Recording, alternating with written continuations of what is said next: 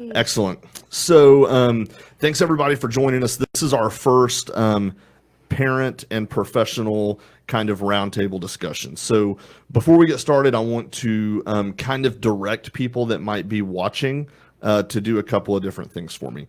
The number one thing you can do to help Parents Helping Parents is to share the live stream on your Facebook page, right?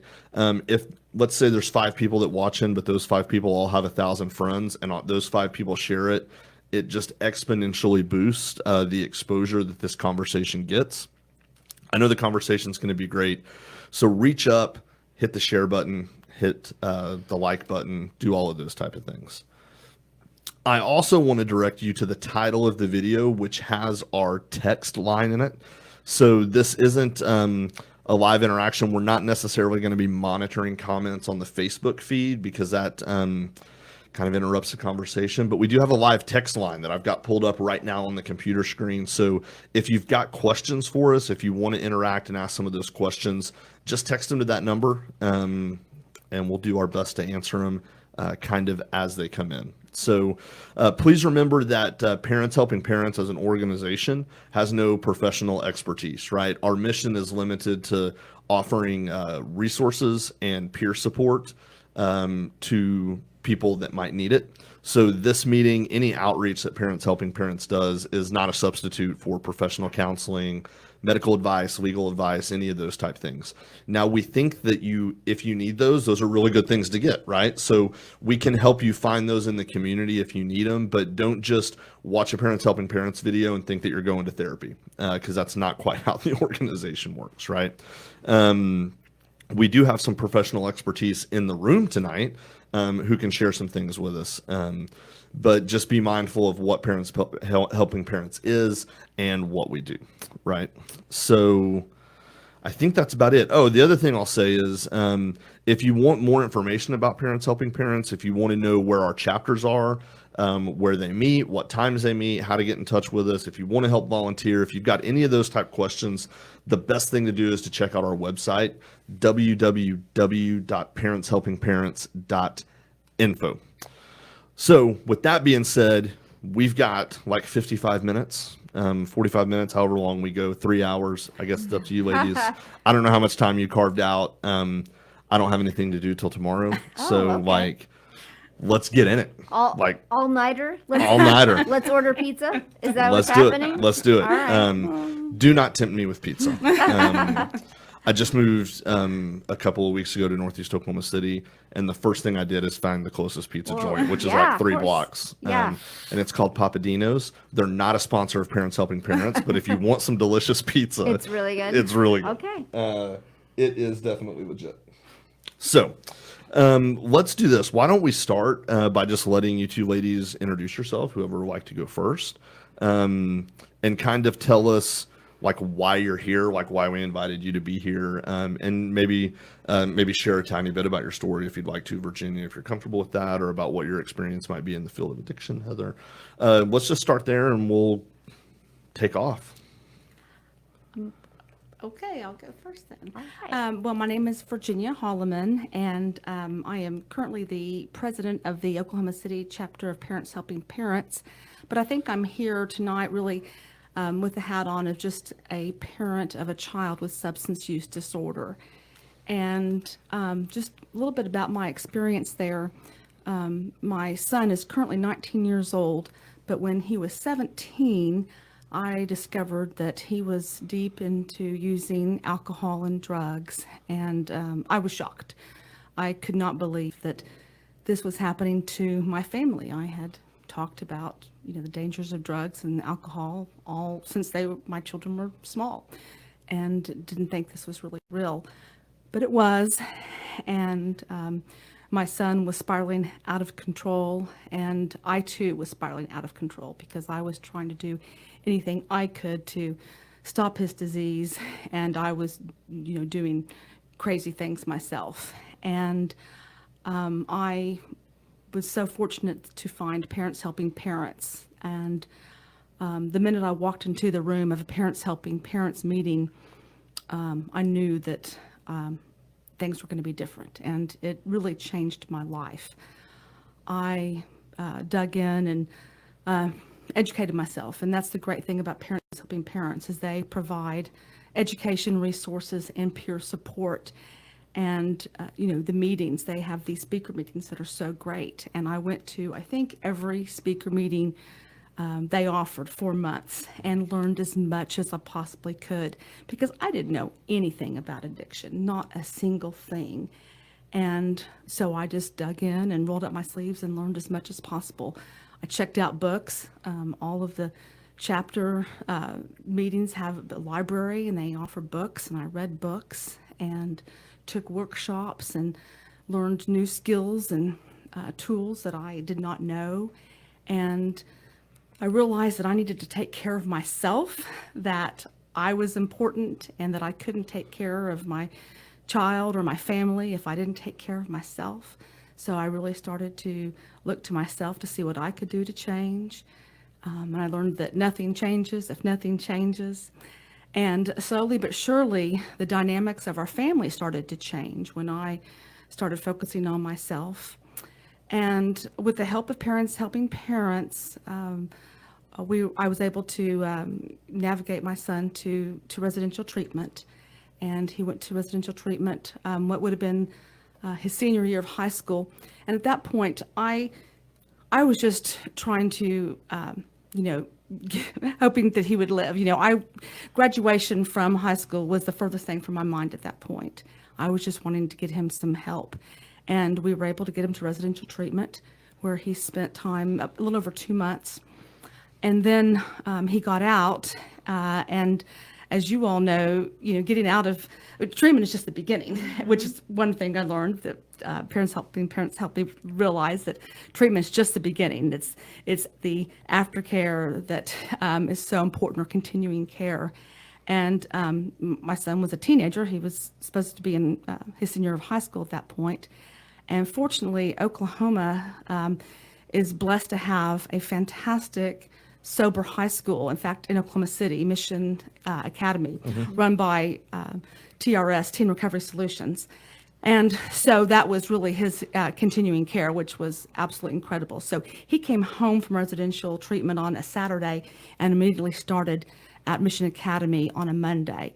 And that was absolutely essential. I don't know how things would have turned out had that not taken place. And again, Parents Helping Parents, I probably wouldn't have known about TRS if it hadn't been for Parents Helping Parents. So he went to TRS, and he remained sober and graduated in 2019, May of 2019, and I didn't ever think he would graduate. So he's had some bumps along the way, but overall, our family is 100% better than it was 2 years ago. He now has a full-time job, and just as I said, the dynamics of our family changed, and they are 100% better today. I'm 100% better today. While I hate that my son has this disease, brought me a gift to myself, learning about myself, discovering about myself. I'm a much better person. Our family is a much better person, much better family today. So in that way, I'm blessed and my family is blessed. Great. I'm really glad you're here, Virginia. I'm glad to get some parent input on some of the questions that I've already been typing into my Word document. I'm like, I want to know more about that. So, Heather, why don't you introduce yourself for everybody? Yeah, sure. My name's Heather Helberg. I'm a licensed professional counselor, and I'm also the clinical director at Hope Community Services. And whenever I started in mental health and substance abuse treatment, I started about 11 years ago, and I started out doing case management and behavioral health rehab for people that had co-occurring issues. And kind of as I moved through my career and became under supervision for licensure, I worked at Jordan's Crossing, which is a local rehab. And that's really where I started to cut my teeth in really treating addiction. And just some of the amazing things that happen in rehab and recovery. You just want to be a part of it. You just want to help those people, battle their addiction, live a healthy life, And in those cases with Jordan's Crossing, if you guys don't know what it is, it's a rehab facility that women get to take their children to. And so it's a safe place for them to have babies if they're pregnant and struggling with addiction. A lot of them have DHS cases that they get their kids back while they're at Jordan's Crossing. And so it is really all about family treatment. And it was just an amazing place to really learn how to become a therapist. And so that's really where, most of my story began with addiction. But I've worked at several places since then, and right now working at Hope Community Services, I've ran most of our addictions programs. So that includes we also help ladies who have gotten their kiddos taken away, and men that have gotten their kiddos taken away by DHS, and we help them do outpatient recovery, and we help them, get sober supports and any case management needs that they might have. In addition to that, we also have a Suboxone program, which if you guys have heard about the opioid epidemic, we help with that extensively. And so we call that MAT, medically assisted treatment. And so I've helped to run that and kind of put all the protocols in place for that. And then in addition to that, we have several court programs, and that includes drug court and mental health court. We have a prison reentry system program that we run as well, and that's very wrapped up in substance abuse treatment. And so right now I oversee all of those and help the therapists, case managers, and we have lots of peers that work for us as well. And that's, I run several treatment plans there, or treatment teams there, and just help them help other people. And, sometimes that involves seeing clients still. I see some clients from time to time, but not very often. Do you miss the actual work with clients now that you're into clinical leadership? So what I miss the most is group. Yeah. Because that's where, in addiction, that's where you find your recovery. When you're surrounded by a group of peers and everybody has some sort of shared experience. It might not be the exact same for everyone, but that peer support that you see happen and that you help facilitate, that's what I miss the most. So to me, that, we at Jordan's, we had a process group. And so all the ladies would get around in the morning and we do our process group. And that's kind of, you kind of bare your soul in there. And Sure. So it really helped them get supports for when they left. Now you have sober friends. You didn't have sober friends before. Yeah. Which is, I think, a critical component. I'm sure that your son experienced that a little bit from transitioning from, being a young adult male who's wrapped up in drug and alcohol use to now trying to be sober. What kind of role did that socialization and trying to make new friends and maybe get rid of some old friends, how did that play out for you guys as a family? Well, that was very important, and that's where Mission Academy and TRS was really critical, because when Will came home from residential treatment, all his old buddies came, lining up at the door, and that was really difficult, and we had to keep him away. And he didn't want to go to the sober school. He was like, no, I don't want to go. Mm-hmm. But after a week, my mom asked him, well, how's school going? And he said, it's not bad. All the kids are just like me. And, so he learned all those peers, they were just like him. And he learned how to have sober fun. They went on, every week they went on social outings, to the movies, went bowling. They even went skiing. They went on a ski trip for spring break, and that was huge, introducing him once again, because it had been a while, to having sober fun with peers. Yeah. So I was jotting down some questions just as each of you were talking that I'm kind of curious for us to bounce around as a group. Virginia, what was the thing? You kind of made some comments in your story, like, hey, I was the parent that really tried to talk to my children about drugs and alcohol, that really tried to educate them. And then somewhere along the way, the wheels just kind of came off all of a sudden. What was the thing that kind of opened that up for you guys as a family? Like, how did you find out about that? Was it like one thing, or was it kind of like a slow cascade into what the heck's happening? I think it was pretty abrupt. Will had broken up with his girlfriend in January of his junior year, and he was really depressed. I had never seen him like this before, and he was, even one time his teacher called me and said, "I think you need to come pick up your son. He is hysterically crying in the back of the classroom." And that was not my son. So we had this incident where he was just despondent. And during that time, I was trying to get him some help, trying to, see if he would go see a counselor. But he told me that, no, counselors are basically for weak people. I mean, he was, too macho to go to a counselor. And I, of course, tried to change his mind, but he didn't want to do that. And that went on for about a month. And then all of a sudden, he kind of did a 180 and just became this man of steel, and where he was all of a sudden very, just nothing bothered him. And at that point, his behavior changed. And all of a sudden, this kid who had always obeyed, and I mean, he was mischievous, like, most boys will be mischievous, but his behavior changed dramatically, where he wouldn't, obey curfew. He started, cursing at us, calling us names. I mean, it was pretty bad, and it just went downhill. And that started, February, March, and, I knew something was wrong. So.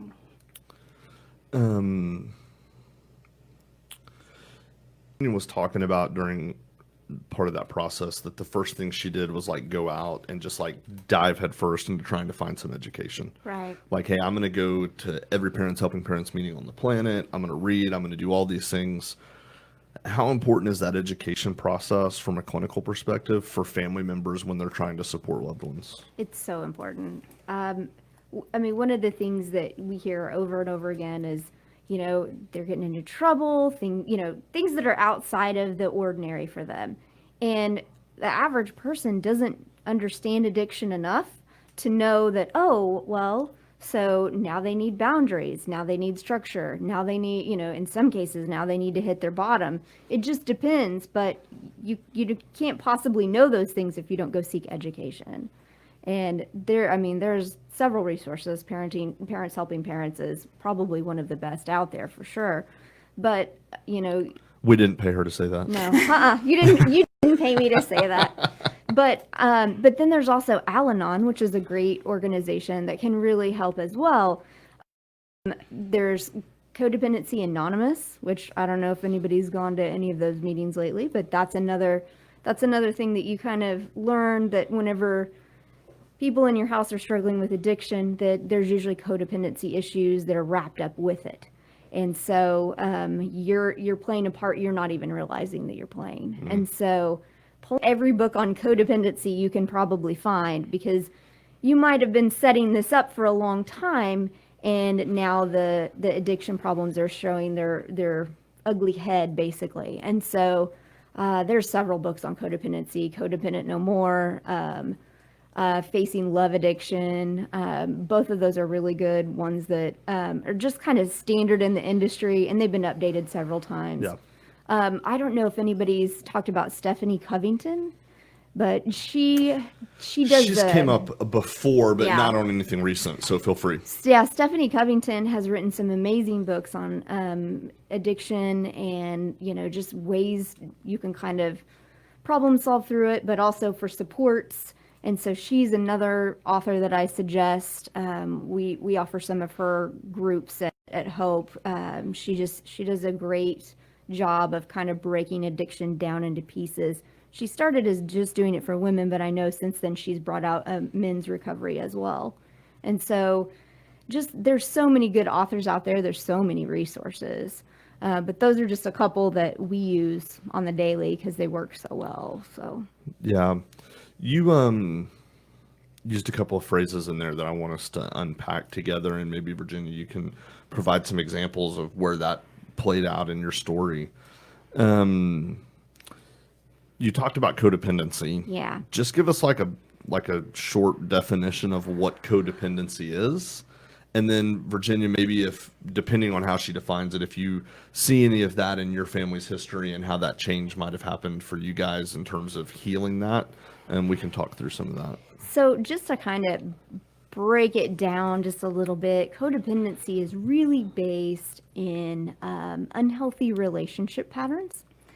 And I'm trying to think of a really good, just very simplistic way to talk about codependency. But it's unhealthy relationship patterns, but it's even more than that. It's also really just having this relationship that you almost feed off of each other in an unhealthy way.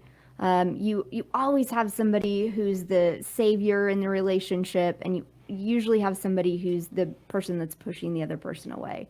And it's definitely I'm going to come in and save you from whatever this terrible thing is that's happening to you, and then you're going to push me away, and then I'm going to be the martyr now. Yeah. And so it's this unhealthy cycle that keeps repeating itself, especially in addiction. You see a lot of times, like in a situation that you're talking about, a child, gets into trouble because now they're using. And so parent swoops in to save the day and, stop any consequences from happening to them because they don't want their kid to, have any charges or go to jail or whatever the case may be. They swoop in to save them, and now the kid is resentful to them. And you're like, well, wait a minute, I just saved you from not having to follow, whatever consequence that you should have got. You should be thanking me. And instead their relationship is even more torn and hurt. And so that's just a small example of codependency. It's so hard to just define it in a, Yeah, I mean, there's no softball questions at the roundtable discussion. No, definitely not.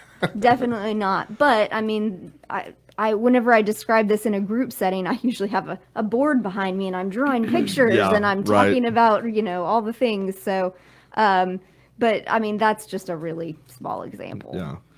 Virginia, where did you guys as a family see like codependent patterns and enabling patterns playing a role maybe in hurting the process?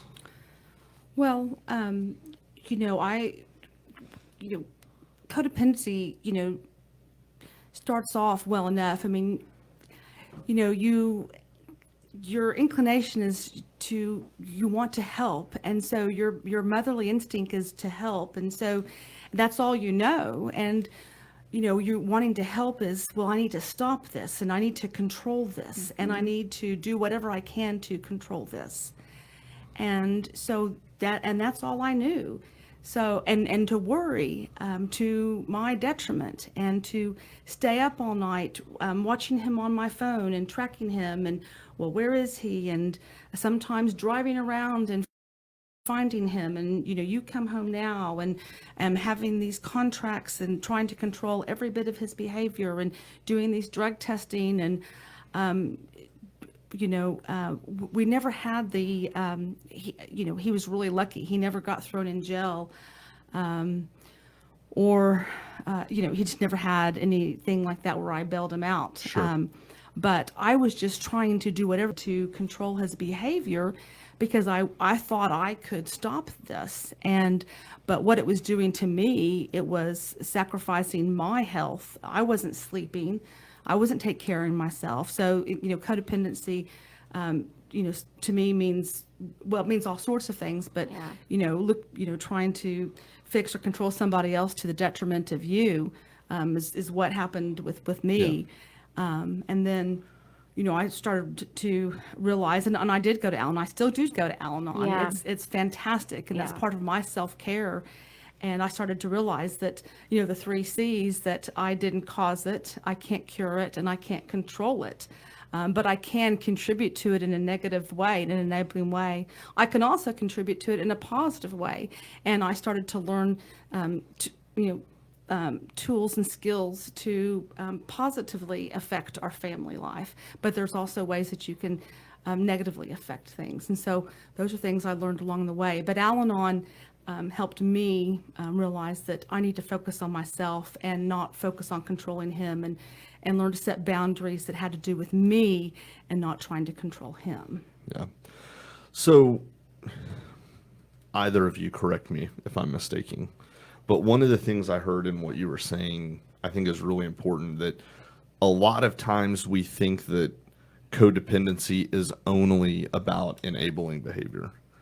and it's not only about enabling No, behavior. that's one part of it. It's one part of it, right? Right. But it's really about a pattern of relationship interaction that almost like imprisons that person.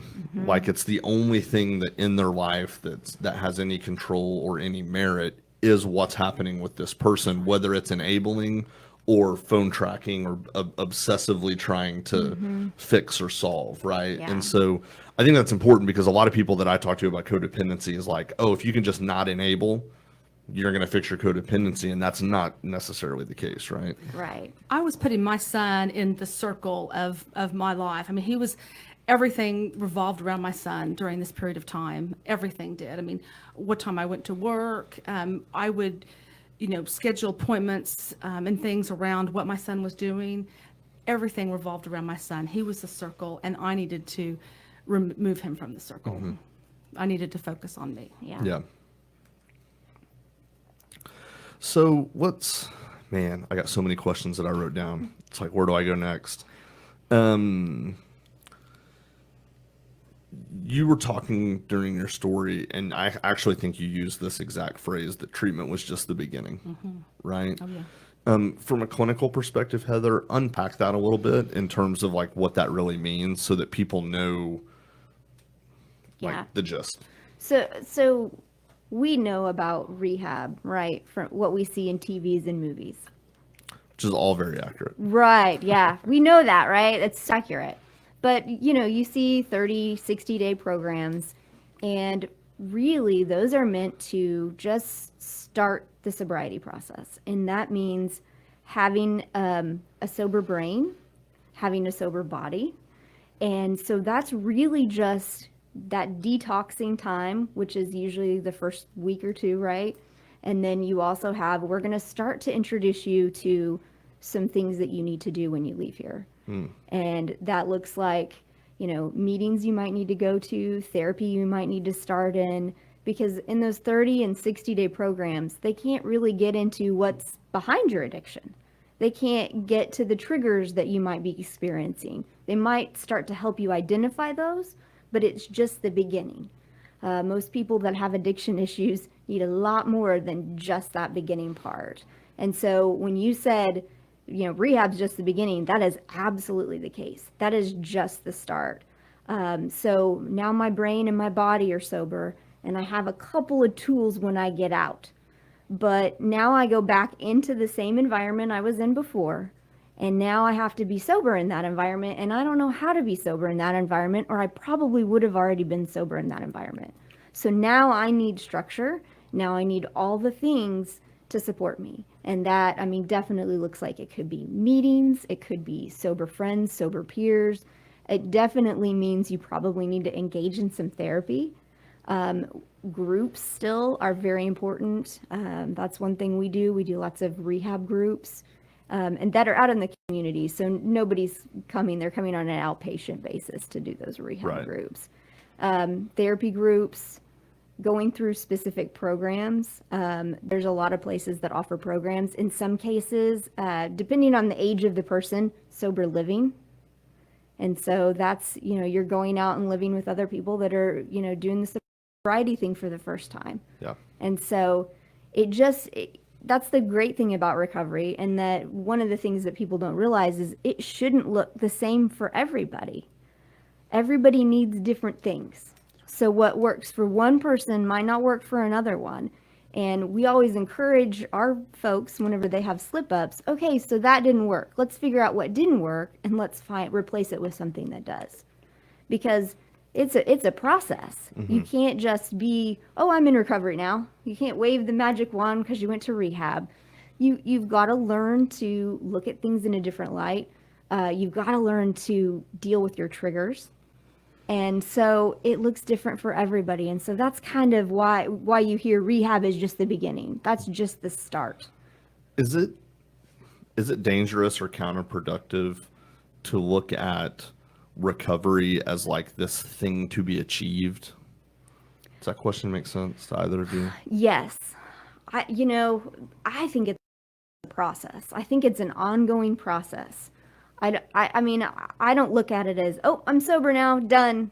achieved it, finished it, because it's not. You have to change the way you look at everything. Now, your maintenance might look different as you move through your recovery. I work with several people who are in recovery right now. That's one of the great things about my organization is we hire people in recovery because you know what? They really know about recovery. And so we have people that are at all stages in recovery working for us and just talking to them on a daily basis. Each one of their recoveries looks different.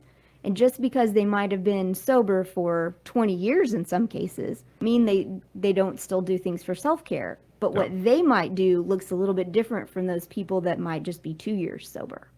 Right. So it really is about maintenance and finding the sweet spot for everybody. I don't think it's like, oh, I achieved this, now I can let off, I'm done. It's an ongoing process. I think it's a lifelong process. Yeah. How does that feel like for you as a family in terms of thinking about recovery as this sort of process and not something that we achieve, but something that we're kind of constantly going through? Well, the same is true for me in my recovery from codependency. I mean, I still go to Al-Anon and I work my tools every single day. I have, I do my tools. I have a process I go through every single day. I do prayer, meditation, or do my readings every single day.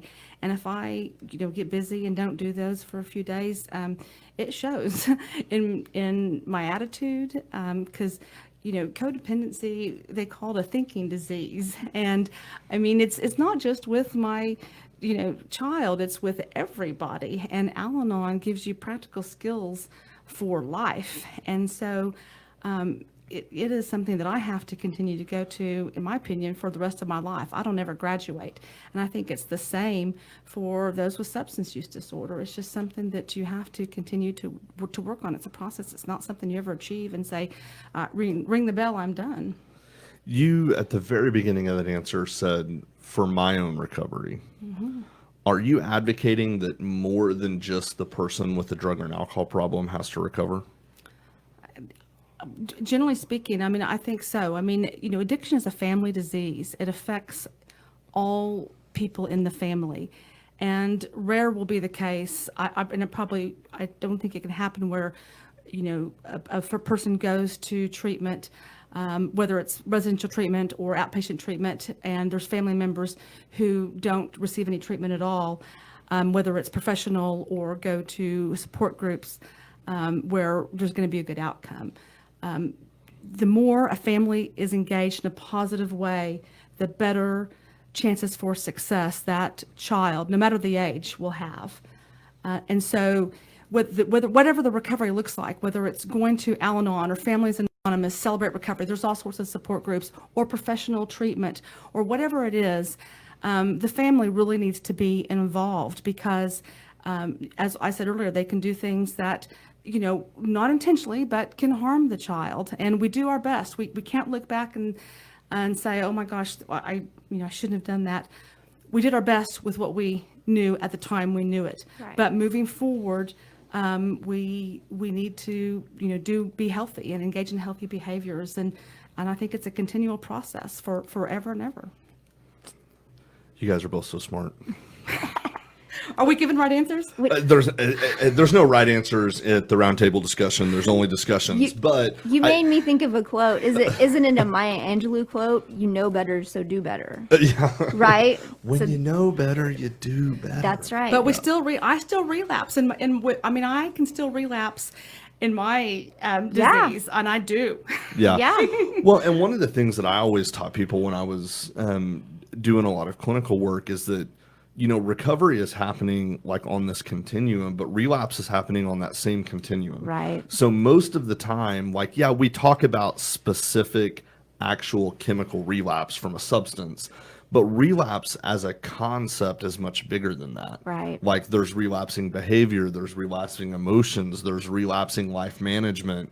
And if you're not actively working a recovery program and moving on that continuum towards healthy change, you're probably slowly moving on the continuum towards actual chemical relapse, right. which for some people starts months and months and months from when that actual chemical relapse takes place. The behaviors and the change started a long time ago. That's the old term dry drunk, right? Like that represented those old behaviors, the old Yeah. thoughts, the old patterns, and you're not doing anything to stop those. And so, like you said, that will eventually probably lead to the actual relapse. Man, I don't think there would be anything worse than, because for me, I mean, when I think about recovery now, and I'm kind of at the point in my career where like how I've thought about addiction treatment and how I've thought about recovery has like evolved and evolved and evolved and evolved and evolved.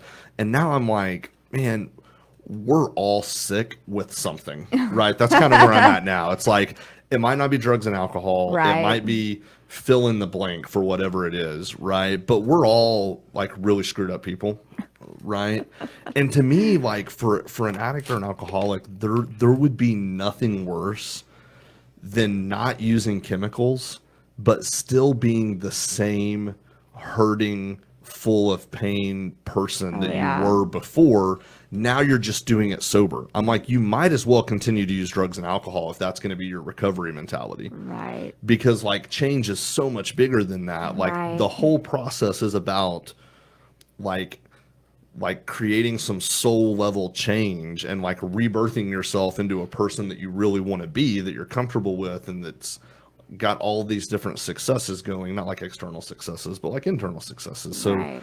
like I tell people that in session all the time. I'm like, man, like if you're going to be this miserable, you might as well go use, because you were better off being miserable and being high than you are being sober and being miserable. Right. Like that shouldn't be anybody's goal. Yeah, you're just hurting right now. You're not healing. Yeah.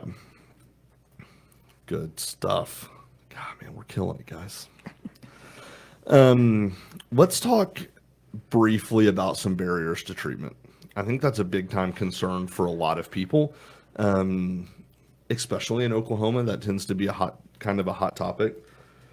Virginia, did you guys experience any barriers to treatment when your son started to try to get well? Well, initially, I mean, a barrier to me was shame and stigma. You know, when I talked about, you know, when things started to go south and I started realizing he was using drugs, I didn't immediately go to Parents Helping Parents. Right. I was mortified. I didn't tell anybody. I didn't tell my parents. I didn't tell my best friend. I didn't tell anybody. I was actually seeing a counselor at the time for other issues. I was embarrassed to tell her. And I, would, research on the internet, and I had seen Parents Helping Parents on the internet, and thought about it, but I couldn't make that call, couldn't take that step. It took a few months. That was like March when I started realizing he was using drugs, and it was not until June that I walked in the doors of Parents Helping Parents. So it took me a few months. Sometimes it takes people a lot longer than that. Yeah. So now, I mean, I talk about it to anybody, because I realize now that the more we talk about it, the more we can chip away at that shame and stigma. Mental illness is an illness just like any other disease, and we shouldn't be ashamed of it. Almost, we all have some sort of, mental illness, or we know somebody who does. So we need to talk about it. So that is one huge barrier. Yeah. I think the biggest barrier I see is usually monetary. Not able to afford treatment. That's why places like Hope and Red Rock and North Care exist in Oklahoma City, is because there's a big population of people of, if I'm in my addiction, I've lost everything. I've lost my job. I might have lost my home. I don't have any means to pay for treatment at this point. And so that's one of the big barriers that we see. And luckily, our state does pay for some of that stuff, but it's harder in the rural areas to get to that treatment. Yeah. While there is options, if I've lost everything and I don't have a vehicle, how am I going to go see the people that I need to see to get my treatment? Yeah. So there's those barriers that I see in addition to what you're talking about with stigma. And then, we have Medicaid expansion coming to Oklahoma, so that's going to be a really great thing. We're just a little worried about the privatization side of that, because, all of us mental health providers in Oklahoma City, we operate on a pretty thin profit margin anyway. We're non-for-profit, all of us, and so that's not our goal. It's just to help people. Yeah. And so when you put things like privatization and managed care into place, that also makes it really hard for people to get care. Usually we've had it before in Oklahoma. It's been several years ago, but that's one of those things where they really put more barriers up. Now I have to get all these authorizations before they can even get treatment. And the Oklahoma Healthcare Authority does actually a really good job right now of getting us that access that we need right now. Oklahoma Healthcare Authority did not pay her to say that. No, they did not. Nobody pays me to say that. Yeah, but it's true. They do a really good job. That's a really good compliment to an organization. Yeah. That takes a lot of blows. They do. The Healthcare Authority, Department of Mental Health and Substance Abuse Services, DHS, there are a lot of Oklahoma organizations that are constantly getting hammered. And the truth is that are there some broken things about those organizations, Sure. maybe in leadership? Sure. They're run by people. People are imperfect. I said it earlier. We're all jacked up. Right? But they do a fairly good job. They do. They do a good job at getting authorizations for us to see those people as providers as soon as they possibly can. Yeah. It's a really fast process. So when you have managed care come in, which is what they're hoping to do right now, talk to your representatives, I'm just saying. But that adds... I mean, I don't know if anybody's seen it on Facebook, but apparently voting is really important. Yeah. Well... And if anybody's really interested in it, the Oklahoma Policy Institute put out just a really good thing about why managed care is not a good idea. Yeah. And all the detriment that it would do. And we are worried as providers right now of what it would do to access for people that have mental health issues and substance abuse issues. Because most of our people are those people that the state pays for now that would be eligible for Medicaid expansion. So yeah, I mean, it's important that people know what the issues are, educate themselves on the issues, and make whatever decision you want. I want to tell people how to vote. Well, no, absolutely not. But go exercise your right. I just think it's really funny. It's like I'm trying to think of what we were even doing last night, but me and my wife, she made one comment about something and then pulled out her phone and had an ad for it. And that's the first time we had ever talked about it. Oh. And I'm like, you're telling me that happens, but Facebook doesn't know that we're registered to vote. Yeah. Take the ad off. Right.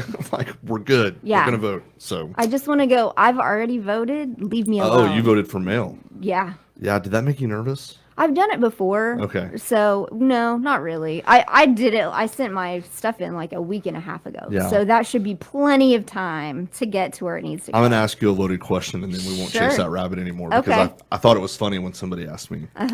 Would you put $500 cash in an envelope and mail it to yourself? No. But you trusted enough to vote by mail. Yeah. Because anybody could open that and take the money out, right? What? Who wants to open my ballot? Who's interested in that? People that want to tamper with elections. You can check the status. You can see that they received your Right. ballot. Yeah. I just thought it was an interesting question. It is an interesting question. Yeah. Yeah. I mean, I'm not going to put $500 in an envelope and mail it to myself, but I'm not going to vote by mail either.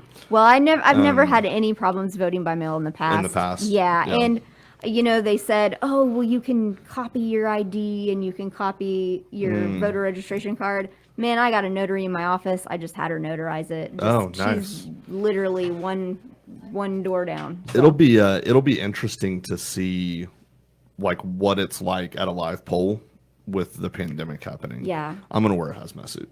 Are you? That's fun. Yeah. Also, are you going to record it? You should. I'll mount my GoPro on the helmet. Yes. See how people respond to Right. you. That'd be Yeah, really that'll funny. be great. So I want to do a couple of things as we're kind of winding into the last few minutes. It's already been 45 minutes. Oh, wow. Yeah.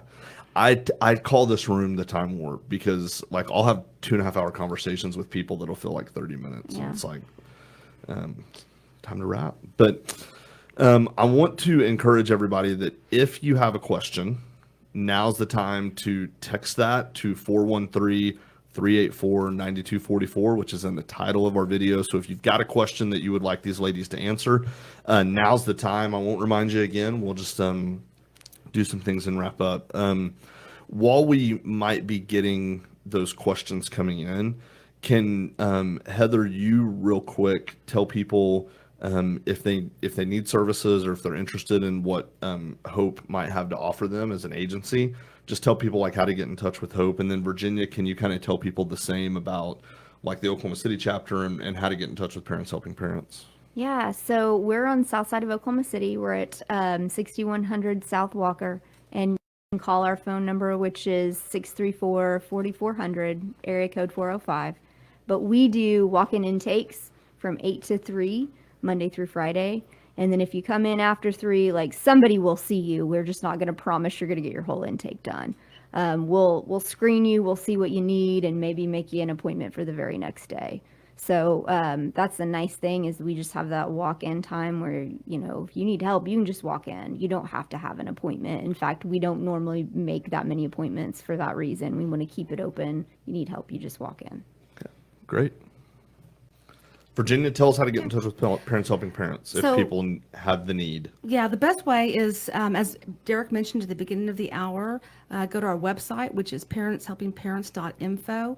And all of the information about all of our chapters is up on the top right-hand side. You can go to meetings and click on meetings, and you can find all of our chapters. We have 5 local chapters: Oklahoma City, Tulsa, Edmond, Norman, and I believe Wichita.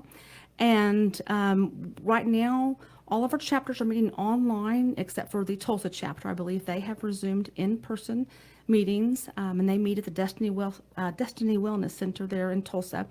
The Norman chapter is holding their meetings online, as is the Edmond chapter. The Oklahoma City chapter is actually kind of on hiatus right now, with the Norman and Edmond meetings online, basically 4 times a month. We thought that's kind of enough online meetings. And so we're kind of holding off till maybe till in-person resumes, and we're doing some other outreach things right now. So that may change, but we can still, the Oklahoma City chapter, you can still reach us by phone and by email. If you go to our chapter page on the website, we can talk to you.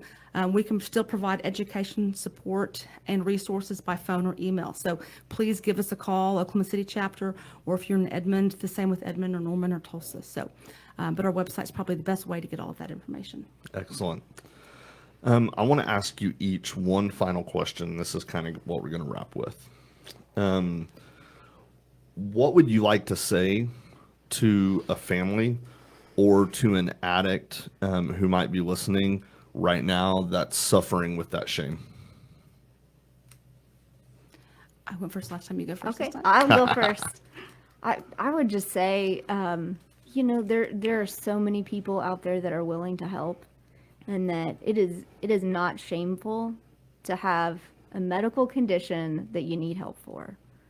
And when people start viewing addiction as the medical condition that it is, and the problems with, part of it's mental health and part of it's, brain issues and physical issues, nobody shames people for having cancer. And the same exact should be true of substance abuse disorders. It's not a choice to have it. You can come in and get help from pretty much any place in Oklahoma City, and you're not going to get shamed. I know providers at all the agencies, and we just want to help you. We don't want to shame you. We want to meet you where you're at, and maybe you just want to stop a little bit. Maybe you just have a small goal you want to reach right now. Like, that's to me what meeting you where you're at is. Excellent. The same is absolutely true for families. I would reach out to a support group. I found so much comfort in support groups, and that was where I first reached out to, was to Parents Helping Parents. And it doesn't,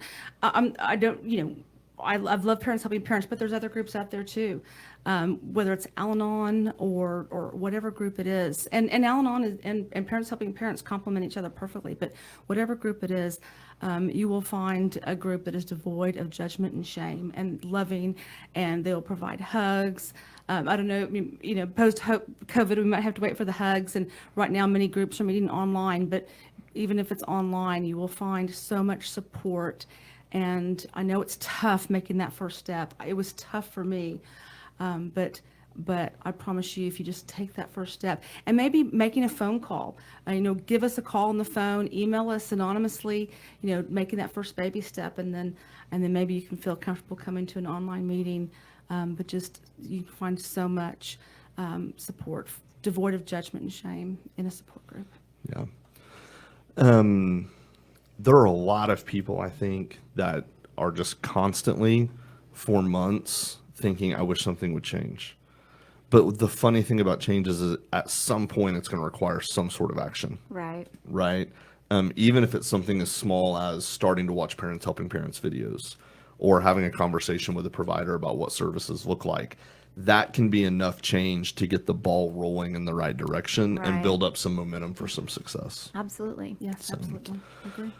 All right. Thanks, everybody who's been watching. Thank you, ladies, for joining us. I had a really enjoyable time. I would talk for another 3 hours if you guys didn't have families and plans, but Yeah. we've all got other things to do. I've got dinner and an episode of Criminal Minds waiting on me at home. So Gotta get to that. Got to get to that.